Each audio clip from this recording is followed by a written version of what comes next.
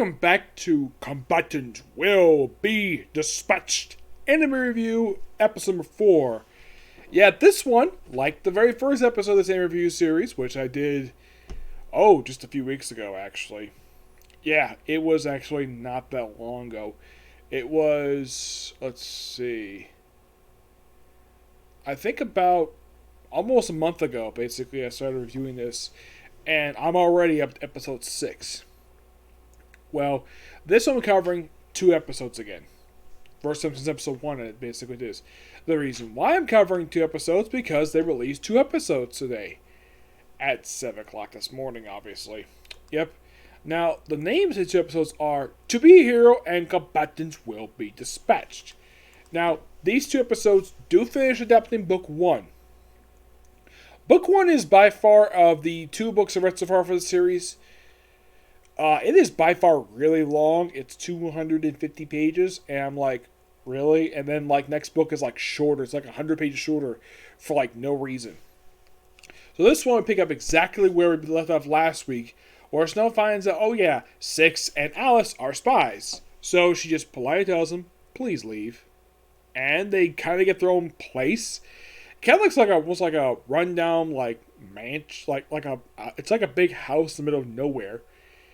Yeah, apparently they set this up right after they left, and of course, also, we have Rose and Grim wondering why the heck Agent 6 left. Snow does not say the reason why they left, they just left.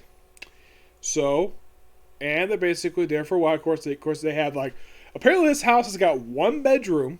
Yes, this big house has got 1 bedroom, and it's got this queen-size bed, it's queen-size bed. Yep. And he's like, I cleaned this. And of course, Alice, okay, I'll clean the bathroom. I'm like, okay. Yep. And they kind of, in a way, probably shared this room anyway. So, they discuss what to do next, like building a transporter, something they discussed way back in the pilot episode, basically, to discuss building this one. So, they need EO points, basically, to do whatever. So, what did they decide to do? Be a creeper. How? By pulling down his zipper. You're probably thinking, is he going to show his dick? No. He just pulls on his zipper just to spook the ladies.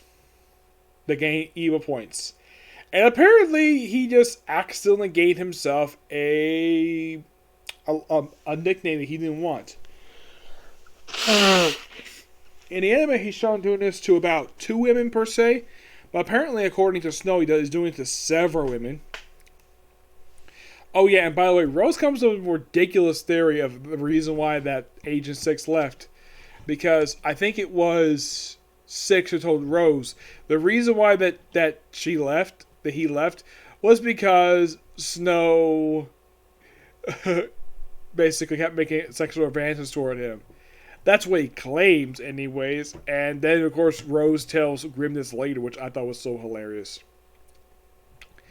Then, of course, they find out later on that the Demon King army is going to advancing on the capital, with the lane of the fire and the big bulky guy of the earth. I don't remember the guy's name anyway. I think it's H, whatever. So they're advancing, and of course, they have a bunch of EO points just to basically build a bunch of mines.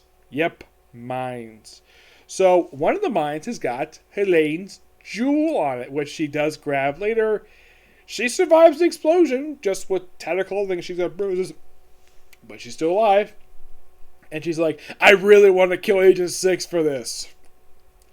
I mean, is her jewel fine? Don't know. They don't really say. She presumes she got her jewel back because she seems fine. So, of course, then they're about to leave later on because they found Demon King army coming. And then the princess shows up at their house where she shows off the parachute. Yes, the parachute that they left behind in the desert way back in the pilot episode. Yep, they left this behind. What reason? Don't know. I think he forgot about it. Which, it's kind of like this, in case you're wondering though, is this a change in the book that they just added this in the anime? No, this happened in the book as well. So don't blame JC staff for this. They're just basically following the book best they can. Which, yeah, a lot of that stuff happened in these episodes did happen in the book itself. So, they convinced him basically just be her bodyguard, and of course, well, just basically protect them. If they get too hairy, they can run away. And so Then apparently also the Chosen One has gone missing, which he refers to the Chosen One as her boy toy, which, okay. She apparently has never heard of the term boy toy. I have heard the term before.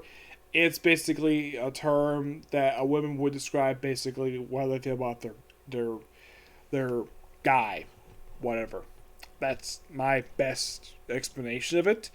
I'm not going to go any further because it's basically very adult stuff, mind you.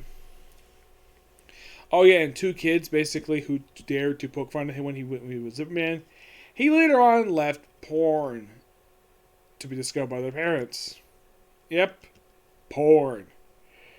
Like, I'm sure these kids probably have no idea where the heck they got these things, but yeah, it was punishment. So later on, of course, he decided to like gain ego points later on. Okay, so Snow shows up basically because she, of course, it's hinted that Snow's got feelings for him. Yeah, she does. And like, okay, let's just basically ego points to get this big, humongous elephant gun. Like, is he gonna kiss her, grab her rear end, grope her? Nope. You wanna know what he does in order to get ego points? He pulls down her panties. Alice and the princess basically are shocked the fact he did this. He thought he would grope her or kiss her. Nope, pulled down her panties. And that proved to be embarrassing for her. And to get the time to die. And of course, he eliminates all the golems. And later on, Grimm and Rose do come basically up there. Later on after the battle. And then, of course, well, they had to basically deal with, of course, you have Helene in the palace. You probably think about episodes like, is this the end of the series? No! This is the end of Book 1's adaptation when they arrive at the palace. Yes. I'm not kidding about that. Normally, we have, like, you have the villains of the series storm the main base. Usually that happens toward the end of, like, the series or a season. You're probably thinking, wait, is this a bit too soon for them to do this? No, they did this in the book as well. It was basically the end of Book 1. So, yeah. So, later on, he decides to, when he gets inside, when he eliminates his demons. How? Summon the powerful chainsaw. Yeah. Bring along the chainsaw. I'm thinking, who the heck think he is? Ash Williams with this damn thing? And he proceeds to slice a bunch of demons, slice up the guy who's the demon Earth, and of course, Snow basically is like grabbing her rear end, even though he also had backup too. And then, of course, Helene is like so embarrassed by this. Oh yeah, he also basically said, "Oh, lift the safeties." Basically, like this for about 3 minutes. Oh yeah, he also uses chainsaw for about a minute. Then, of course, it's like, okay, you've been defeated, so let's go on truce let's go for ceasefire for like a month. She's like, okay. And she flies away. And of course, well, after this unconvincing, of course, they decide to stay as, well, pirate mercenaries. Yep. Which is quite interesting. Then, of course, like, just before he leaves, he decides to, like, embarrass the chief of staff by using duct tape. And try to do kind of like a little wax, like you put the little thing on like area, you pull it off just to embarrass him because the guy's balding. It's like, this is our secret weapon, duct tape. I'm like, is that a Red Green reference? Basically, if you don't know who Red Green is, basically he was a comic. This was a show that aired back, I think it was back in the 90s. I watched when I was a kid, where like he has a catchphrase every episode: "A handyman's secret weapon, duct tape." I don't know if that was a reference to that, but that's what I think it was like, oh, here's a secret weapon, duct tape. You know, duct tape is normally gray. That's his normal color. I've seen duct tape be yellow. Yes, this is yellow duct tape. I've seen also red, green, because I briefly worked for Walmart, and they had a whole bunch of these basically duct tapes. And what he was using was yellow duct tape, and that's what he used to embarrass him. Then they try to go home, and then, of course, also, I should point out that they do cut the tiny bit out when they have Alice basically like being like the scope basically when they get the gun. Yeah, they cut the little bit out basically where Six asked her if she could use her sight to basically point out where the people are, these golems are. Yeah, they cut that little bit out. My guess is probably was needed. It's assumed, you could probably assume that he asked her this off screen, so that's probably the reason why they cut it, because the line was probably not necessary, so they cut the bit out. So they try to go home, but they can't because Agent 6 has got negative EVA points. Yes, negative 190, which means he can't go home. The reason why, because if he does, he'll be subject to the punishment squad, possibly be executed for having negative points. So, Alice basically suggests staying. Yep, staying. And, of course, basically, I'll stay with him until he gets his EVA points back up. And, of course, they also have this post-credit scene where, like, oh yeah, he'll agree to stay. And, of course, we get our stuff building up toward basically what we see for the adaptation book 2.